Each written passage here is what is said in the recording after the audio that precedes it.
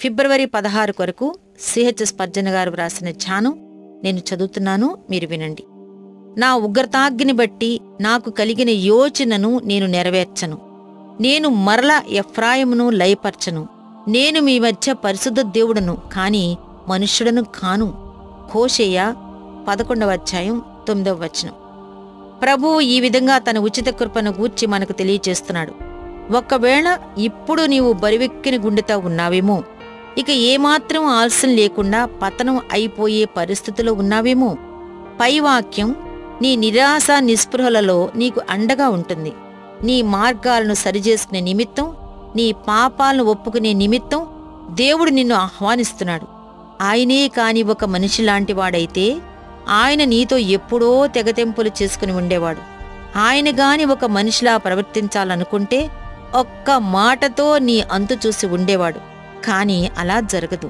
ఎందుకంటే భూమి కంటే ఆకాశము ఎంత ఉన్నతంగా ఉన్నదో నీ తలంపుల కంటే ఆయన తలంపులు అంత ఉన్నతంగా ఉన్నాయి.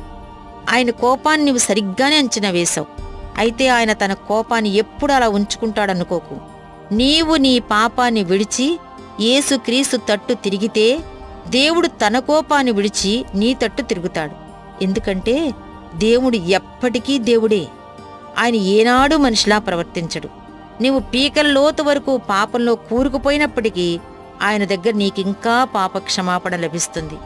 నీతో మంచిగా వ్యవహరించడానికి ఒక దేవుణ్ణి కలిగి ఉన్నావు. ఆయన కఠినుడైన మనిషి కాడు.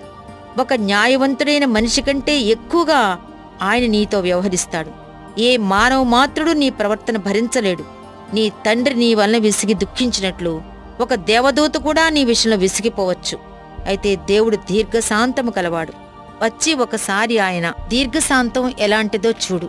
ఆయనను నమ్మి నీ పాపాలను ఒప్పుకో. నీ దుష్ట మార్గాల నుండి మళ్ళుకో. నీవు రక్షించబడతావు.